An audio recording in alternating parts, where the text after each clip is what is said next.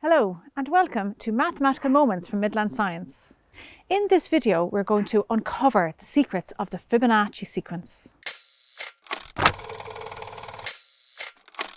Imagine that you are planning to breed rabbits. In this scenario, rabbits are adult after a month and ready to breed. 1 month after they are old enough to start breeding, each pair of rabbits produces one pair of baby rabbits. Thereafter, the pair of rabbits continues to produce a pair of rabbits each month.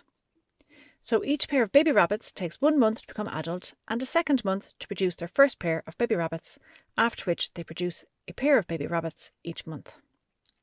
To start in January, you buy 1 pair of newborn rabbits. In February, these rabbits are adult, but it takes until March before their first pair of baby rabbits are born, marked in red. This red pair take a month to become adult and another month to produce their first baby rabbits, in green.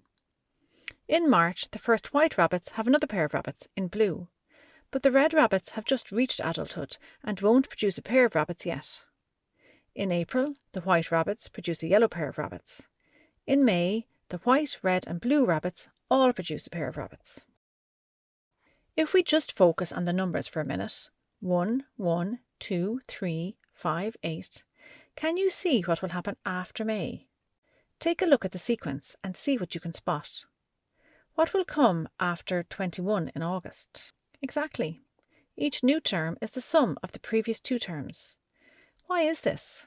What is happening in our scenario that allows this pattern to emerge? Did you figure it out?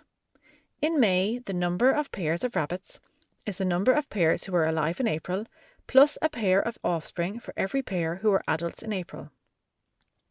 To be adults in April, they need to be alive in March. The total in May is the sum of the number of pairs who were alive in March plus the number of pairs who were alive in April.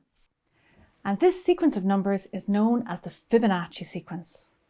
The Fibonacci sequence has been identified on an Inca abacus in Peru and can even be traced as far back as Indian mathematics 300 years BCE. It is most closely identified, however, with an Italian mathematician called Fibonacci. Fibonacci was born about 1,000 years ago and grew up as the son of an Italian merchant who was based in Algeria. As a teenager, Fibonacci studied mathematics in Algeria, and some historians believe that it is from this experience that he generated a lot of his work. In 1202, Fibonacci published Liber Abaci, where he presented the Fibonacci sequence. He also used this fanciful context of rabbit breeding that we have just worked through. The remarkable thing about the Fibonacci sequence is that it occurs naturally in lots of contexts, and it has many applications in mathematics, design and architecture. One interesting application of the Fibonacci sequence relates to the relationship between the terms in the sequence. Let's generate the Fibonacci sequence here and play around with it a little. We know that the structure is each term equals the sum of the previous 2 terms, so we'll use this to generate multiple terms, rather than typing them all in. Now that we have the sequence, we can divide each term by its predecessor to see what happens. OK, if we look at the first few terms, there doesn't seem to be much of a pattern.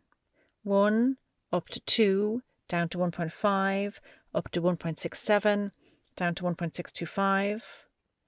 After that, however, something interesting begins to happen.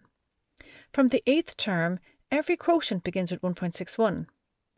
From the 13th term, every quotient begins with 1.6180. And from the 25th term, every quotient is 1.618033989 to 9 decimal places, no matter how far you go with the sequence. Our graph shows this very clearly. So, 1.618033989. Does this number look familiar to you? It might, maybe as a shortened version, 1.618. It is a very important number in mathematics called phi, or the golden ratio. Similar in ways to pi, it occurs naturally, as we have just shown with the ratio of 2 consecutive terms in the Fibonacci sequence. Phi is an irrational number, as is pi, so it's not possible to express it accurately as a fraction. And the digits after the decimal never end. Our 9 decimal place representation, 1.618033989, is only an approximation, but it's accurate enough for this discussion. There are lots of very cool things about phi, and I'd like to tell you about a few of them. My favourite are the mathematical equations that work with phi. For example, phi squared equals 1 plus phi, and 1 over phi equals phi minus 1. Try these two equations out for yourself. Even with our 9 decimal place approximation of phi, these relationships work with remarkable accuracy. Can you find any other number for which these two relationships work, or even one of them? The fact that phi can hold these two relationships, phi squared being equal to 1 plus phi and 1 over phi being equal to phi minus 1, makes phi a very, very interesting number in mathematics. Along with using consecutive terms in the Fibonacci sequence, another cool way to generate phi is by using the formula 5 to the power of 0.5 multiplied by 0.5 plus 0.5. Type the formula into your calculator and you will get 1.618033,989. A very famous application of phi is as the golden ratio. Draw a rectangle where the length is phi times the width. Slice off a square that is the width of the rectangle. The length of the remaining rectangle is also phi times the width. In our example, the length of the remaining rectangle is 1 and the width is 0.618033989. Dividing length 1 by width 0.618033989 to get the ratio, we get 1.618033989. Try this out for yourself. Compare this to a rectangle that has length of 3 and width of 2.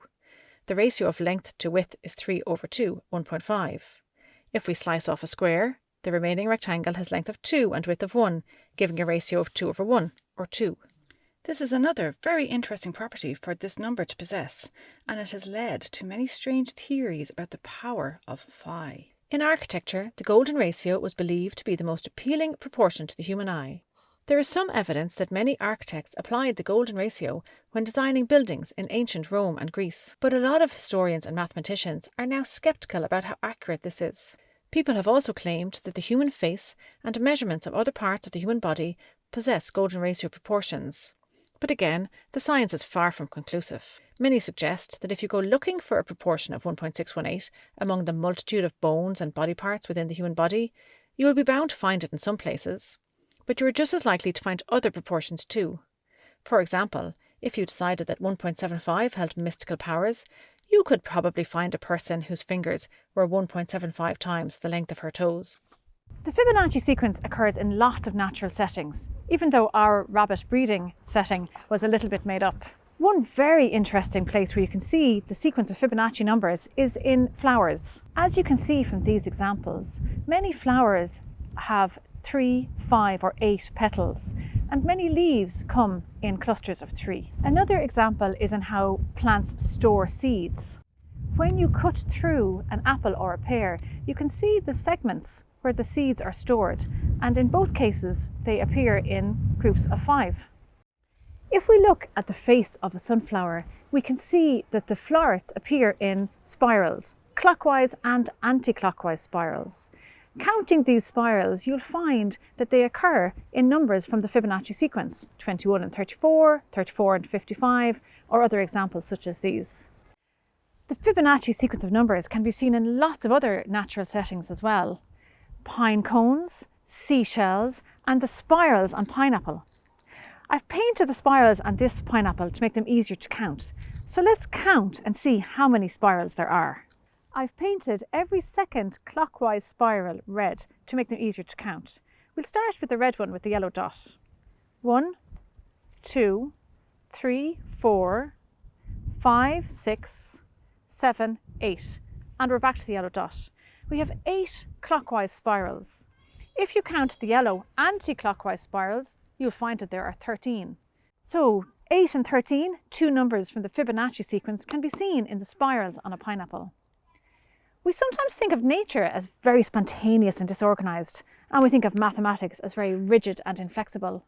But in reality, there are lots of connections and overlaps between the two. We hope that our discussion and our exploration of Fibonacci today has inspired you to go out and find all the connections between nature and mathematics in the world around you.